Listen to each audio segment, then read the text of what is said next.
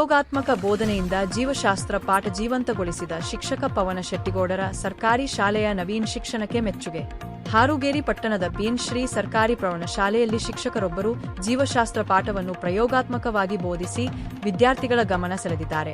ಜೀವನಕ್ರಿಯೆ ಪಾಠವನ್ನು ಮಾದರಿಗಳ ಮೂಲಕ ಸುಲಭವಾಗಿ ಅರ್ಥವಾಗುವಂತೆ ವಿವರಿಸಿದ ಈ ಬೋಧನಾ ವಿಧಾನಕ್ಕೆ ವಿದ್ಯಾರ್ಥಿಗಳು ಹಾಗೂ ಪಾಲಕರು ಮೆಚ್ಚುಗೆ ವ್ಯಕ್ತಪಡಿಸಿದ್ದಾರೆ. ಈ ಕುರಿತು ಒಂದು ವರದಿ.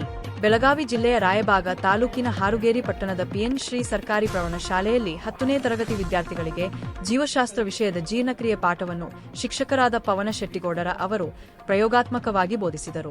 ಪಠ್ಯಪುಸ್ತಕದ ಪಾಠವನ್ನು ಕೇವಲ ಓದಿಸುವುದಕ್ಕೆ ಸೀಮಿತವಾಗದೆ ಜೀರ್ಣಾಂಗಗಳ ರಚನೆ, ಆಹಾರವು ಬಾಯಿಯಿಂದ ಹೊಟ್ಟೆ ಹಾಗೂ ಕರುಳಿನವರೆಗೆ ಸಾಗುವ ವಿಧಾನ, ಜೀರ್ಣಕ್ರಿಯೆಯ ವಿವಿಧ ಹಂತಗಳು ಮತ್ತು ಪೋಷಕಾಂಶಗಳು ದೇಹಕ್ಕೆ ಸೇರುವ ಪ್ರಕ್ರಿಯೆಯನ್ನು ಮಾದರಿಗಳ ಮೂಲಕ ನೇರ ಪ್ರದರ್ಶನ ನೀಡಿ ವಿವರಿಸಿದರು. ಈ ನವೀನ ಬೋಧನಾ ವಿಧಾನದಿಂದ ವಿದ್ಯಾರ್ಥಿಗಳು ವಿಷಯವನ್ನು ಸುಲಭವಾಗಿ ಅರ್ಥ ಮಾಡಿಕೊಂಡು ವಿಜ್ಞಾನದ ಬಗ್ಗೆ ಹೆಚ್ಚಿನ ಆಸಕ್ತಿ ತೋರಿದರು. ವಿದ್ಯಾರ್ಥಿಗಳು ಉತ್ಸಾಹದಿಂದ ಭಾಗವಹಿಸಿ ತಮ್ಮ ಸಂದೇಹಗಳಿಗೆ ಸ್ಪಷ್ಟ ಉತ್ತರಗಳನ್ನು ಪಡೆದರು. ಸರ್ಕಾರಿ ಶಾಲೆಗಳಲ್ಲಿಯೂ ಗುಣಮಟ್ಟದ ಹಾಗೂ ಆಧುನಿಕ ಶಿಕ್ಷಣ ನೀಡಲಾಗುತ್ತಿದೆ ಎಂಬುದಕ್ಕೆ ಶಿಕ್ಷಕರಾದ ಪವನ ಶೆಟ್ಟಿಗೌಡರ ಅವರ ಈ ಪ್ರಯೋಗಾತ್ಮಕ ಬೋಧನೆ ಉತ್ತಮ ಉದಾಹರಣೆಯಾಗಿದೆ. ಅವರ ಬೋಧನಾ ಶೈಲಿಗೆ ವಿದ್ಯಾರ್ಥಿಗಳು, ಪಾಲಕರು ಹಾಗೂ ಶಿಕ್ಷಣ ವಲಯದಿಂದ ಮೆಚ್ಚುಗೆ ವ್ಯಕ್ತವಾಗಿದೆ. ಈ ಸಂದರ್ಭದಲ್ಲಿ ಸಿಆರ್ಪಿ ಮಹಾಂತೇಶ ಮುಗಳಖೋಡ್, ಮುಖ್ಯೋಪಾಧ್ಯಾಯಿನಿ ಆರ್.ಬಿ.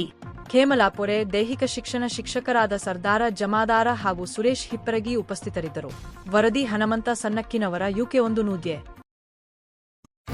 ಸಸ್ಯದ ಒಳಗಡೆ ದ್ಯುತಿ ಸಂಶ್ಲೇಷಣೆ ಆಗಕ್ಕೆ ತಮ್ಮ ಆಹಾರವನ್ನು ತಾವೇ ತಯಾರು ಮಾಡ್ಬೋದು. ಇಷ್ಟೆಲ್ಲ ಮಾಡಿದಂಥ ಆಹಾರ ಸಸ್ಯ ತನಗೆ ಬೇಕಾಗುವಂಥ ಆಹಾರವನ್ನು ಗ್ಲೂಕೋಸ್ ರೂಪದಲ್ಲಿ ತಯಾರು ಮಾಡ್ಕೊಂಡು ಅದೆಲ್ಲ ಉಪಯೋಗಿಸೋದು.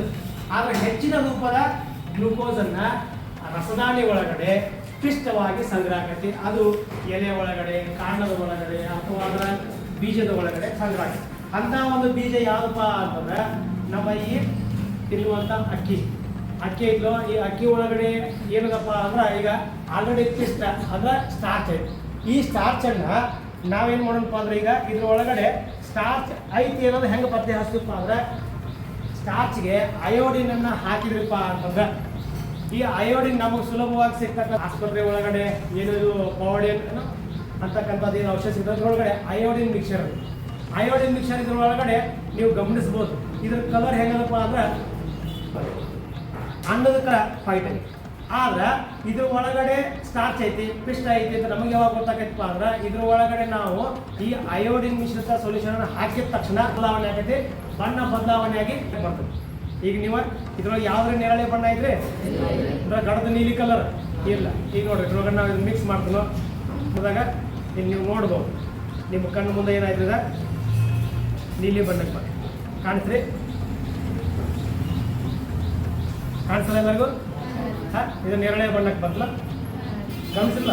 ಹಂಗಾರ ತಿನ್ನುವಂಥ ಆಹಾರದ ಒಳಗಡೆ ಅಂದರೆ ಅದರಲ್ಲೂ ಯಾವಪ್ಪ ಅಂದ್ರೆ ಏಕದಳ ಧಾನ್ಯದ ಒಳಗಡೆ ಯಾವಾಗಲೂ ಏನಿರುತ್ತಪ್ಪ ಅಂತಂದ್ರೆ ಅದ್ರ ಒಳಗಡೆ ಸ್ಟಾರ್ಚ್ ಇರ್ತದೆ. ಕಾರ್ಬೋಹೈಡ್ರೇಟ್ಗಳು ಸಾಮಾನ್ಯವಾಗಿ ಹೆಚ್ಚಿನ ಪ್ರಮಾಣದ ಸ್ಟಾರ್ಚನ್ನು ಹೊಂದಿರ್ತಾವೆ. ಅದನ್ನು ನಾವು ಅಂದ್ರೆ ಸಸ್ಯಗಳು ದ್ವಿತೀಯ ಸಂಶ್ಲೇಷಣೆಯನ್ನ ಮಾಡಿದಾಗ ಅದರ ದೇಹದ ಒಳಗಡೆ ಕೊನೆಗೆ ಸಂಗ್ರಹಿಸುವಂಥ ಆಹಾರ ಯಾವ ರೂಪದಾಗಿರ್ತೈತೆ ಅನ್ನೋದು ಪಿಷ್ಟದ ರೂಪದಲ್ಲಿ. ತಯಾರಿಸೋದು ಗ್ಲೂಕೋಸ್, ಆದರೆ ಸಂಗ್ರಹಿಸೋದು ಮಾತ್ರ ಅದನ್ನು ಗ್ಲೂಕೋಸ್ ರೂಪದಾಗ ಸಂಗ್ರಹಿಸ್ತಾರೆ. ಯಾಕೆ ಗ್ಲೂಕೋಸ್ ರೂಪದಾಗ ಸಂಗ್ರಹಿಸ್ತಪ್ಪ ಅಂದ್ರೆ ಗ್ಲೂಕೋಸ್ ನೀರನ್ನ ಕರಗಂಗಿಲ್ಲ. ಆದ್ರೆ ಗ್ಲೂಕೋಸ್ ನೀರನ್ನ ಕರಗತಿ, ಪಿಷ್ಟ ಕರಗಂಗಿಲ್ಲ. ಒಂದು ವೇಳೆ ಎಲ್ಲ ಗ್ಲೂಕೋಸ್ ರೂಪದಾಗ ಇತ್ತು ಅಂದ್ರೆ ಪಿಷ್ಟದಾಗೆಲ್ಲ ನೀರು ತುಂಬಿಕೊಂಡ ಆಹಾರವನ್ನು ಸಾಗಿಸೋದು ಕಷ್ಟ ಆಗುತ್ತೆ. ಹಾಗಾಗಿ ಪಿಷ್ಟದ ರೂಪದ ಆಹಾರವನ್ನು ಒಂದು ಕಡೆಯಿಂದ ಮತ್ತೊಂದು ಕಡೆಗೆ ಸುಲಭವಾಗಿ ಸಾಗಿಸ್ಬೋದು. ಇದು ಸಸ್ಯದ ಒಳಗಡೆ ಪೋಷಣೆ. ನಾವು ಇದನ್ನು ಐತಿ ಅಂಥೇಳಿ ನಾವು ಇದನ್ನು ನಮ್ಮ ಮಾನವನ ಜೀರ್ಣಕ್ರಿಯೆ ಹೇಳುವಾಗ ನಿಮ್ಗೆ ಏನು ಹೇಳಿದ, ಬೆಳಗ್ಗೆ ಪಿಷ್ಟವನ್ನು ನಮ್ಮ ಬಾಯಿ ಒಳಗಡೆ ಇರ್ತಕ್ಕಂಥ ಲಾಲಾರಸದ ಒಂದು ಕಿಣ್ವ ಐತಿ. ಅದು ಯಾವುದಪ್ಪ ಅಂದ್ರೆ ಅಮೈಲೇಸ್ ಅಂತಕ್ಕಂಥ ಕಿಣ್ವ.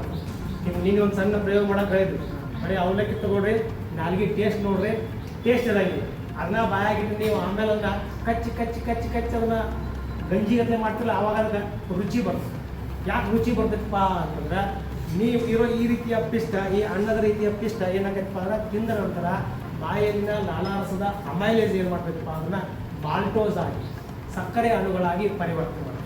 ಪಿಷ್ಟಕ್ಕೆ ಸಿಹಿ ರುಚಿ ಇರೋಂಗಿಲ್ಲ, ಆದ್ರೆ ಮಾಲ್ಟೋಸ್ಗೆ ಸಿಹಿ ರುಚಿ ಇರುತ್ತೆ. ಗೊತ್ತಾಯ್ತಲ್ಲ? ಇದೇನಪ್ಪ ಅಂದ್ರೆ ನಾವು ಆಹಾರ ಒಳಗಡೆ ತಿನ್ನುವಂಥದ್ದು ಬಾಯಿ ಒಳಗೆ ಜೀರ್ಣಕ್ರಿಯೆ ಆಗುವಾಗ ಅದು ಪಿಷ್ಟವನ್ನು ಬಾಯಿಯಲ್ಲಿನ ಲಾಲಾರಸ ಅಮೈಲೇಸ್ ಕಿಣ್ವಗಳು ಮಾಲ್ಟೋಸ್ ಆಗಿ ಪರಿವರ್ತನೆ ಆಗ್ತದೆ.